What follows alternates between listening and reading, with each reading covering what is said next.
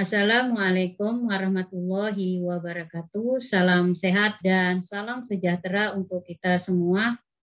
Pada kesempatan kali ini saya menjelaskan mengenai bagaimana cara mengolah data panel dengan menggunakan aplikasi Evius. Jadi teman-teman harus mendownload dan menginstal aplikasi Evius-nya terlebih dahulu. Dalam tutorial ini saya menggunakan aplikasi Evius 10. Langsung kita buka saja dan seperti ini tampilannya. Sebelum saya lanjut, maka saya menjelaskan mengenai regresi data panel. Di dalam regresi data panel ini kita harus melakukan beberapa pengujian model, yaitu model CEM atau Common Effect Model, FEM atau Fixed Effect Model, dan REM, Random Effect Model. Setelah kita melakukan pengujian model, maka kita harus melakukan pengujian pemilihan model, yaitu model uji Cho, model uji Hausman, dan model uji Lagrange multiplier, dengan tujuan untuk mengetahui dan menentukan model manakah yang terbaik, apakah model CEM, FEM, ataukah REM-nya yang akan digunakannya. Nah, kemudian yang pertama kita lakukan di dalam aplikasi Evius ini, yaitu dengan cara mengimpor atau menginput data terlebih dahulu yang ada di dalam data Excel. Dengan cara klik file, kemudian klik new work file, lalu muncul jendela work file, lalu kita klik balance panel karena kita menggunakan data panel. Nah, kemudian untuk yang start date-nya ini adalah kita mulai 2015 dan end date-nya 2019. Untuk yang number of cross section-nya di sini saya menggunakan data perusahaan manufaktur dengan jumlah perusahaan 16 perusahaan. Lalu kita klik OK, maka akan muncul work file-nya. Lalu kita klik objek, kemudian new object. Teman-teman boleh pilih untuk tipe objeknya yaitu series. Kemudian di sini kita masukkan nama objeknya variabel Y.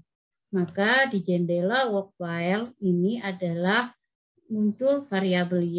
Untuk memunculkan variabel X1, X2, dan X3, kita tinggal copy variabel Y-nya ini. Kemudian paste, lalu kita ganti dengan variabel X1. Lalu klik OK, lakukan dengan hal yang sama.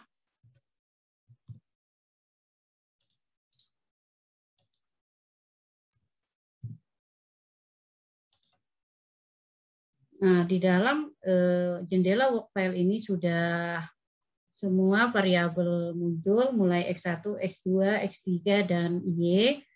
Lalu kita lakukan impor data dari Excel dengan cara kita blok yang variabel Y-nya terlebih dahulu, kemudian variabel X1, X2, dan X3, lalu kita klik kanan, open, S group, maka akan muncul data yang ada di dalam work file-nya ini.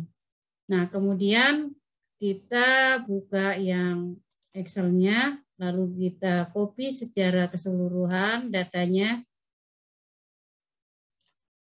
Kita copy, lalu kita klik edit untuk memasukkan data yang ada di Excel tadi.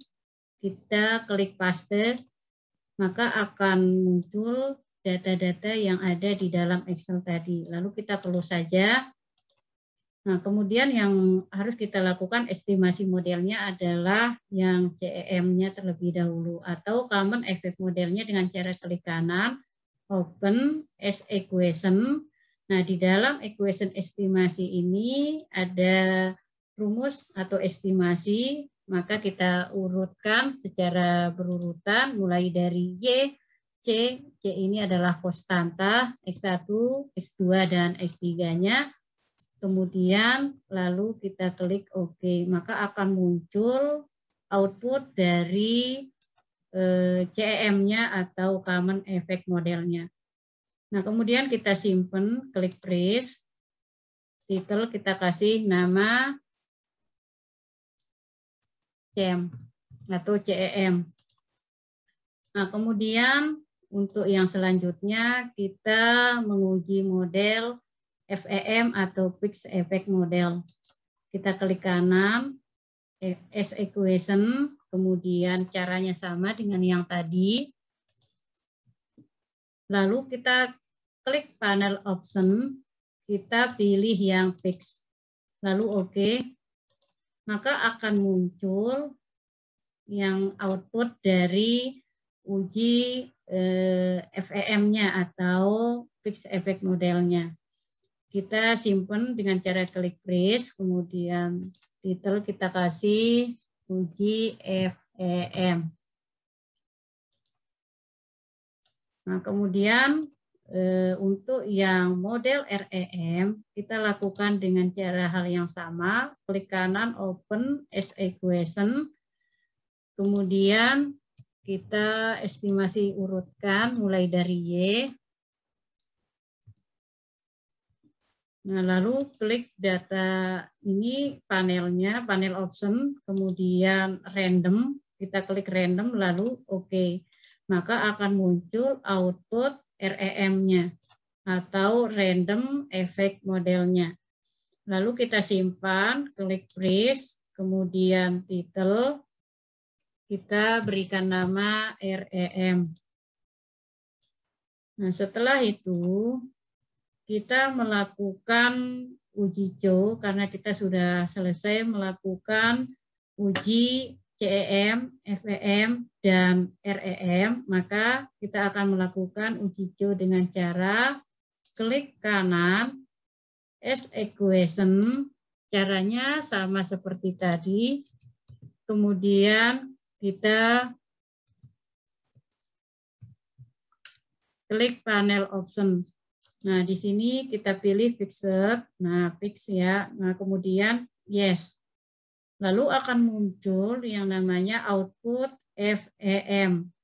Lalu kita klik view, kemudian pada fix random effect testing, kita klik redundant fixed effect pada likelihood rasionya.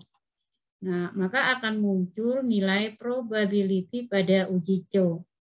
Nilai probability pada uji CO-nya ini dilihat dari alfa 0,05.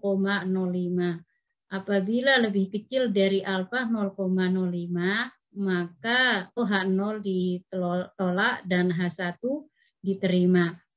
Nah, kemudian kita menyimpan data freeze, kemudian titel uji CO. Klik OK. Nah, lalu kita melakukan uji Houseman dengan cara yang sama, open as equation.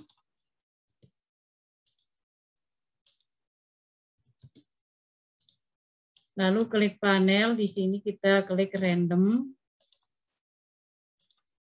Nah, di sini akan muncul REM-nya, output REM-nya, kemudian kita klik view, kita klik fix random effect testing, lalu kita klik korelasi random effect pada Houseman test.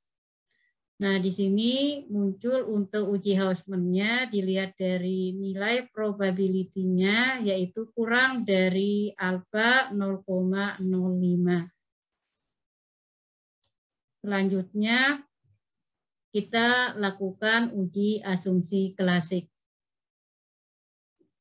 Untuk melakukan uji asumsi klasik, kita dengan menggunakan model FEM atau Fixed Effect Model dengan cara klik kanan, open as equation, kemudian kita urutkan estimasinya, lalu kita klik panel, option, kemudian pilih fix, lalu OK. Nah, di sini akan muncul jendela output dari FEM-nya. Nah, kemudian kita klik view, kemudian kita klik residual diagnostik pada histogram normality testnya. Nah, lalu muncul output dari uji normalitas dilihat dari nilai probability 0,7814882.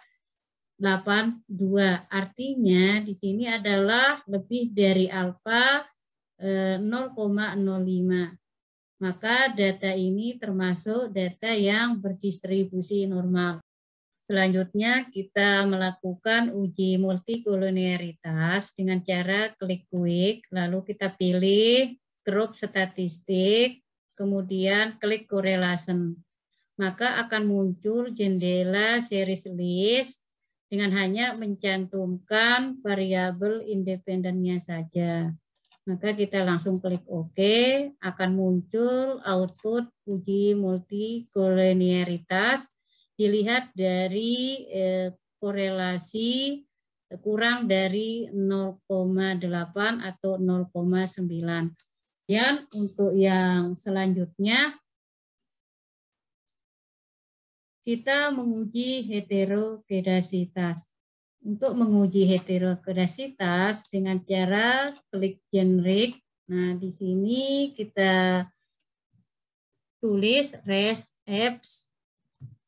F sama dengan F dalam kurung reset. Klik OK. Nah, lalu kita blok mulai urutan dari res F, kemudian X1, X2, dan X3. Klik open as equation. Nah, kita urutkan estimasinya. Res F, konstanta, X1, X2, dan X3, lalu OK. Nah, di sini bisa dilihat dari nilai probability pada uji heterokedasitas di atas alfa 0,05. Maka data ini tidak terjadi heterokedasitas karena X1, X2, dan X3-nya lebih dari alfa 0,05. Kemudian yang terakhir adalah uji autokorelasi. Untuk uji autokorelasi, kita bisa melihat dari model fixed event common. Kita lihat dari fixed effect commonnya, fixed effect modelnya, yaitu dengan mengontrol Y, X1, X2, dan X3. Kita klik kanan, open, kemudian as equation. Kita urutkan yang estimasinya Y, konstanta X1, X2, dan X3. Klik panel option dan pilih fix.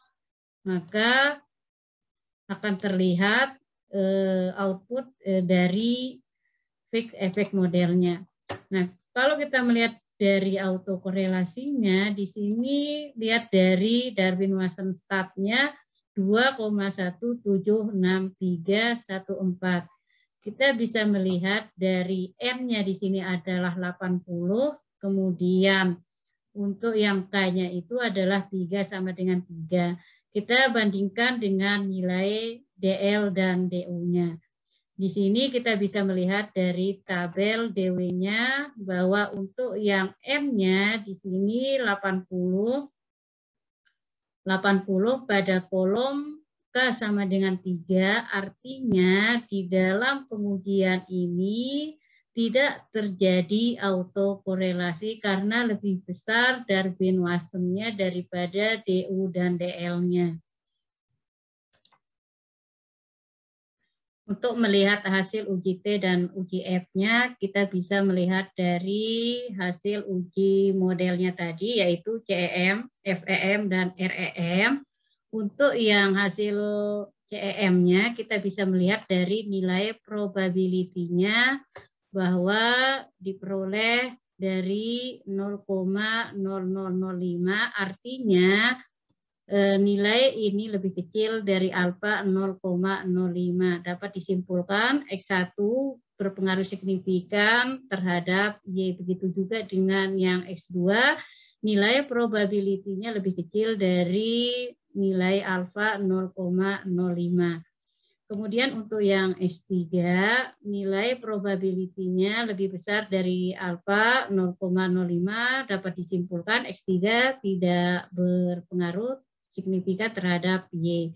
Untuk melihat hasil uji F-nya, bisa dilihat dari F statistik dan nilai probability-nya diperoleh 0,000444, artinya nilai probability pada F statistiknya lebih kecil dari nilai alfa 0,05.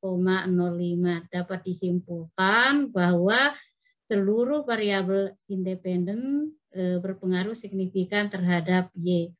Lakukan yang sama dengan uji FEM dan uji REM-nya.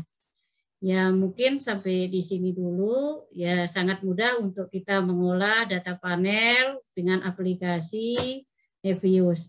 Semoga bermanfaat bagi kita semua. Wassalamualaikum warahmatullahi wabarakatuh.